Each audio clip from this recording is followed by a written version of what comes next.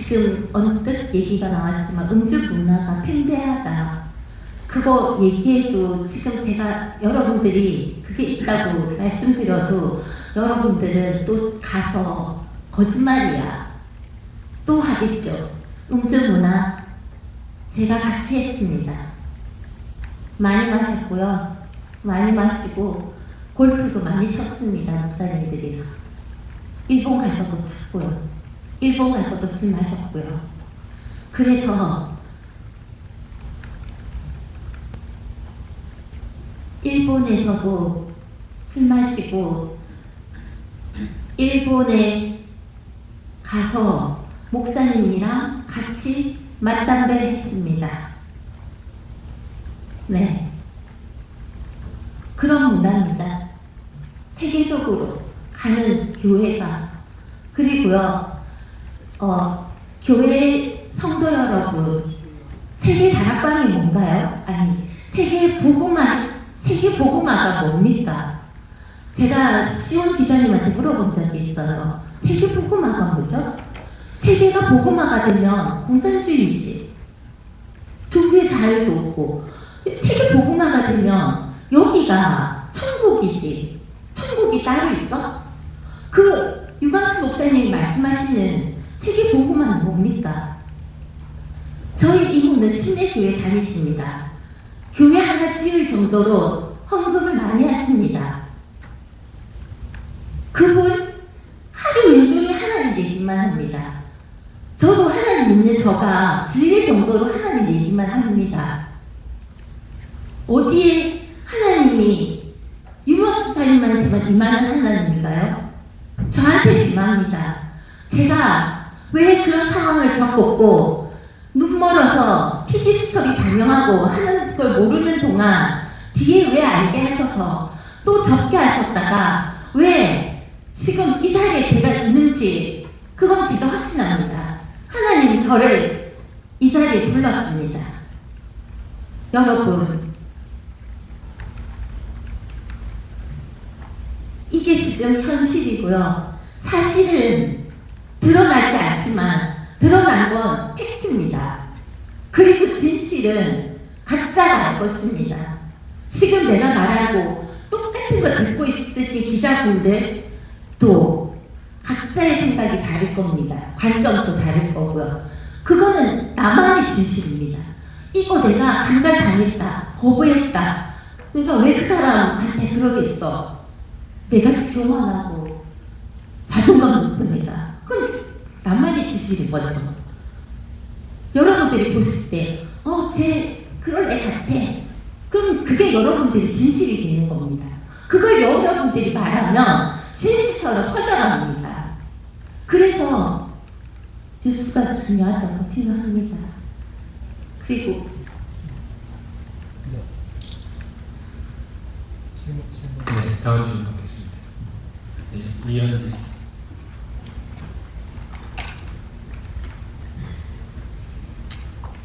네, CTS 이현주입니다. 그 질문 좀 세 가지 있는데 차례차례 말씀드리겠습니다. 그 교단이나 협회 또는 율목사 차원에서 진행한 피해자 회유 정황에 대해서 좀 더 여쭤보고 싶은데요. 앞서 음성 파일에서 합의금 지급 발언의 구체적인 시점이 언제인지, 또 그리고 계좌이체 내용 같은 구체적인 정황 확보가 가능한 건지, 가능성이 어느 정도인지 궁금하고요. 또 이제 추가 성 피해자가 있는 걸로 파악하신다고 저는 이해했는데, 지금 현 상황에서 기자회견 이후에 있을 파급 효과는 이제 차치하고 일단 지금 현 시점에서 고소 여부에 따라서 향후 추가 고발이 예상되는 부분이 있는지 궁금하고요. 세 번째로는 이제 현재 다락방 내부 교세나 분위기는 어떤 상태인지, 교세가 뭐 오히려 결속력을 강화하고 있는지 아니면 감소하고 있는지, 또는 예배나 행사는 계속 진행하고 있는지 궁금합니다. 네, 일단 합의금 전달 시점은 그 PD수첩에 나왔던 내용은 꽤 오래 전입니다. 한 20여 년 전이고요. 그 이후에 그 아들 친구 와이프 건 류광수 씨의 아들이 직접 저에게 증언한 그 내용은 10년 정도 된 것 같습니다. 10년 조금 더 됐을까요? 이거는 정확한 액수도 알고 있습니다. 뭐 처음에 3억이고 그 이후에 4억 8천이고 돈을 전달했다는 사람이 누구다도 대충 알고 있고 무엇보다 류광수 씨 아들이 직접 이야기했죠. 제 친구가 그때 그 가정에 어느 정도가 갔다. 그래서 한 건이 아니라 복수의 건이고요. 이런 건들은 조금 더 있습니다. 이번에 검찰로 송치됐다는 류광수 씨 측근, 그 측근의 경우에는 교회 재정으로 뜬금없이 이 피해자가 그 교회에서 이제 사례를 받는 분이셨는데 몇 달 동안 사례비는 안 주다가 뜬금없이 돈을 보내서 교회 이름으로 돈을 보내서 교회 사무실에 전화해 주셨다고 합니다. 이름 뭐냐고. 이거 사례비 밀린 거 일부 나온 건가요? 아니요. 목사님이 그냥 들이가던데요. 성도들의 피 같은 헌금이 부도덕한 목회자들의 합의금으로 사용되고 있는 정황이 아닌가 그런 생각이 듭니다.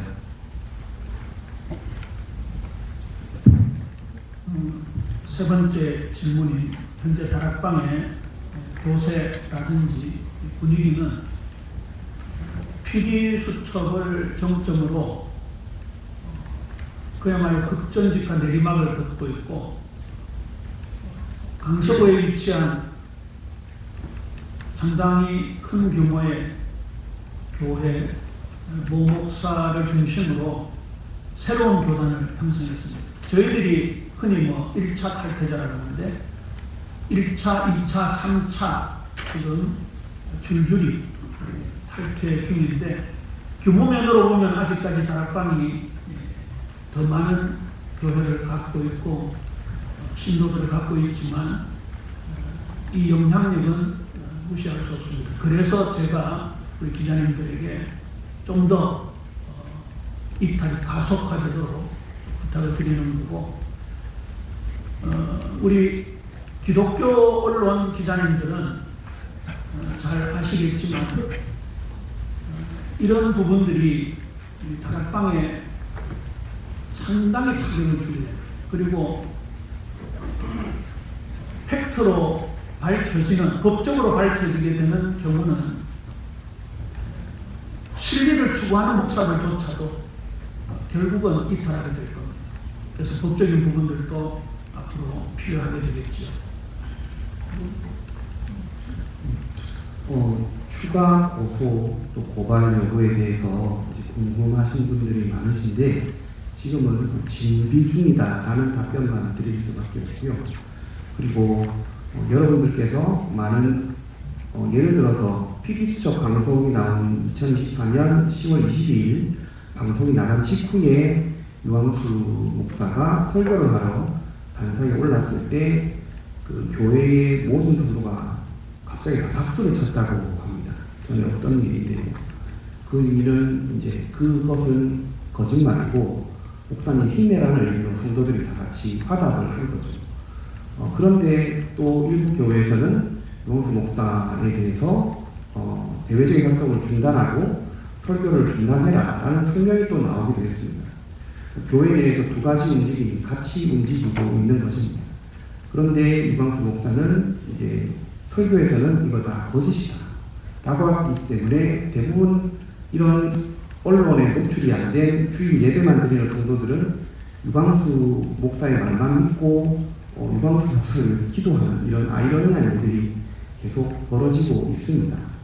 그러니까 지금 이제 이 장정희 집사님께서 용기를 내셔서 이렇게 많은 기자분들이 오셨고 이런 것들이 많은 언론에서 퍼질수록 이거를 알면 알수록 정말로 강대상에서 설교하는 목사가 자신의 딸, 자신의 부인을 불러서 호텔을 불러서 이렇게 성폭력을 한다고 합니다. 얼마나 끔찍합니까? 그러니까 그러한 것을 알고 이 남편분들이 교회를 못 나가게 해서 교회를 탈퇴하게 되는 분들이 많다는 얘기를 많이 들었습니다. 예, 그래서 추가 고발은 앞으로 있을 거나 구체적인 내용은 말씀드리기 어렵고 곧 다시 있을 것이라고 말씀드립니다. 네, 감사합니다. 저희가 이 자리를 임대한 약속 시간이 5분 정도밖에 남지 않았습니다. 지금 여성 피해자분이 얼굴 모자이크나 이런 거 없이 나오셨는데 지금 방송이 다 나가도 괜찮으신지 그거 좀 확인을 다시 한번 하고 싶고 그렇게 용기를 내실 수 있는 공명, 다른 분들은 전부 그 피해자에 모자이크나 선글라스, 마스크 쓰고 나오시거든요. 왜 얼굴을 드러내시기 결심하셨는지 궁금합니다. 제가 그 코란데오 연대에 고발하는 기자회견을 할 때 그 사람들은 얼굴을 떳떳하게 드러내고 진실을 거짓처럼 얘기를 했습니다.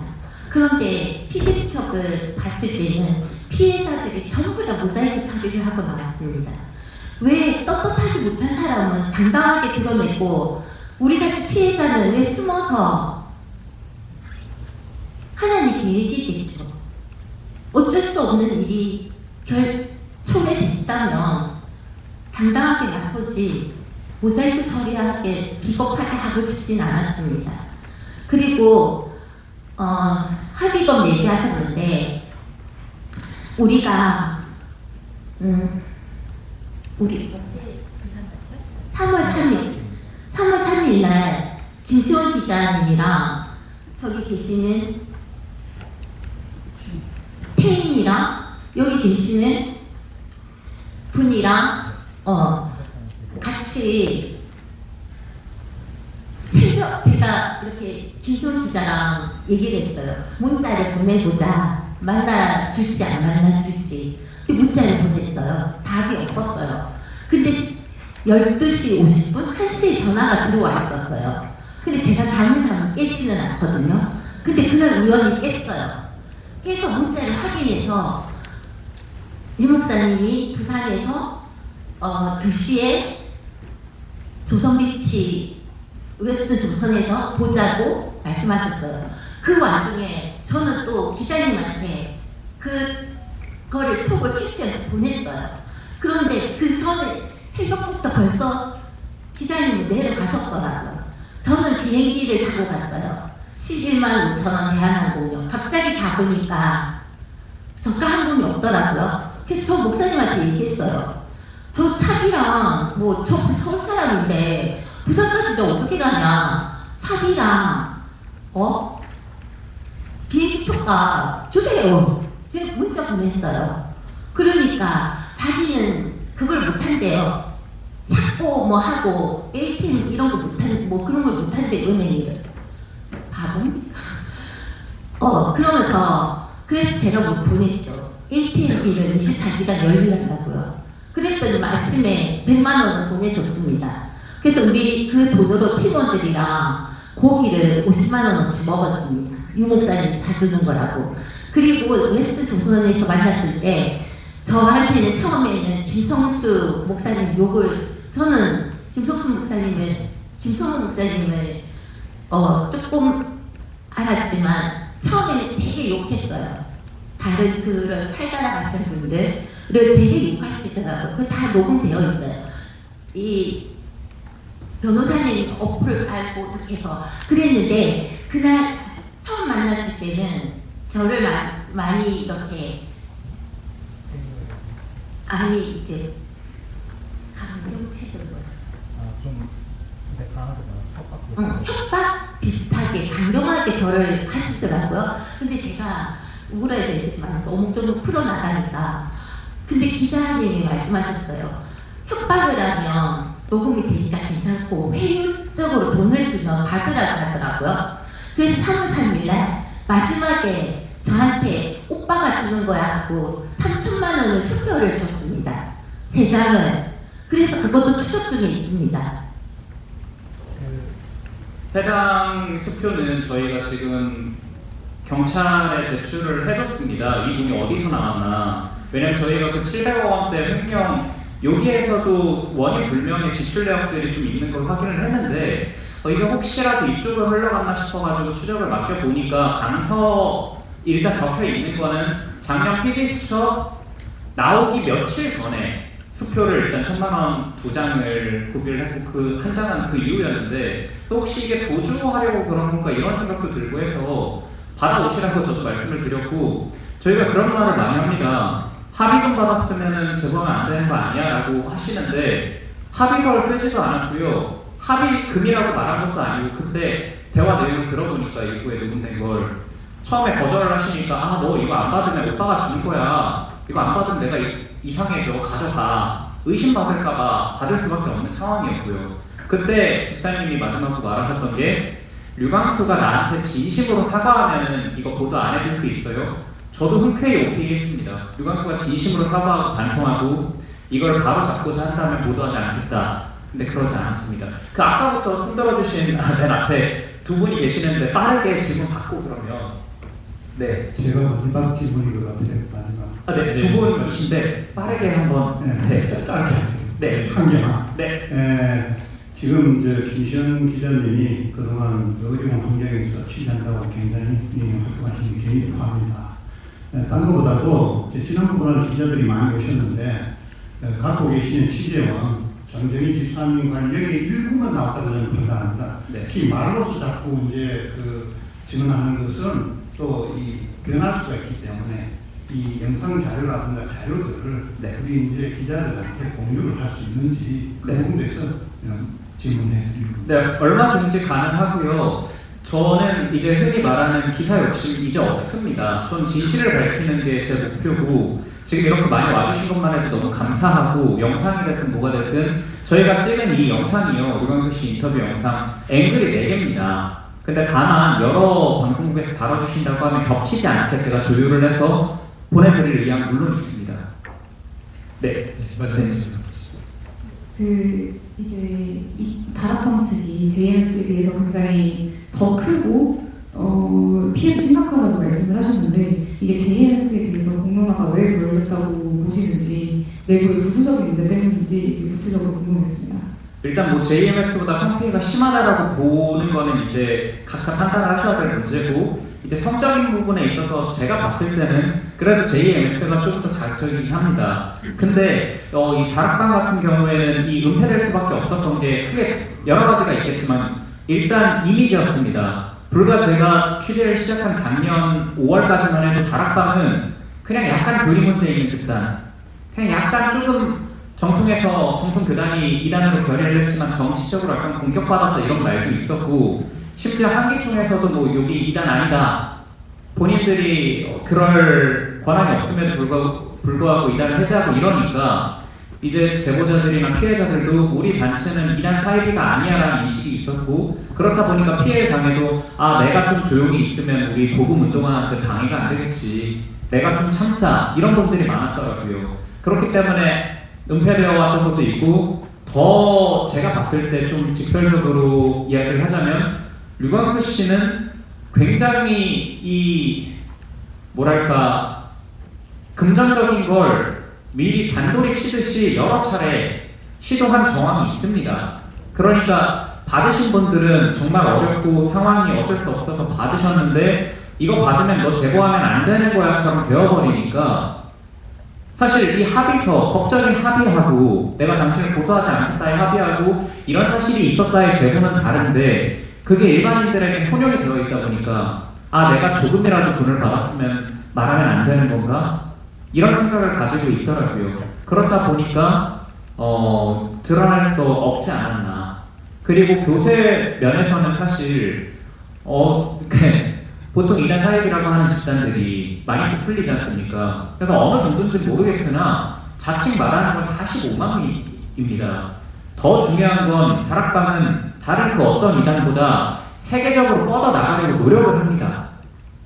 예를 들어서 주요 이 단어 중에 뭐 237, 5000 이런 것들이 있습니다. 237개의 국가의 5000 종족을 모두 다 전도하겠다. 그래서 WS라고 아까 말씀드린 백스코나 그 킨텍스에서 진행된 이런 행사를 할 때 비행기 표값까지 줘가면서 아프리카에서도 데려오고요, 동남아에서도 데려오고요, 보여주기식이라고 저는 생각합니다. 그런 사람들을 막 모아놓고 우리 세계적으로 뻗어나가기 때문에 헌금을 더 해주셔야 되고 우리만 전도운동을 2000년 만에 회복된 전도운동을 하고 있다라고 이야기를 하는데 피해자들이 거기다 대고 죄를 뿌릴 수 없는 겁니다. 그래서 집사님도 좀 전에 말하셨고 다른 복수의 피해자, 류광수뿐만 아니라 다른 목사들의 피해자도 마지막까지 고민하는 건 그겁니다. 내가 복음운동, 내가 전도운동 방해하는 거 아닌가요? 저한테도 협박하시는 분들 굉장히 많습니다. 당신이 교회 무너뜨리는 거다. 당신이 복음운동 막는 거다. 당신 때문에 기독교가 망가질 거다. 그런 걸 개인이 감당하기 너무 어려울 거라고 생각합니다. 그래서 은폐되지 않았나 개인적으로 그렇게 판단합니다. 네, 감사합니다.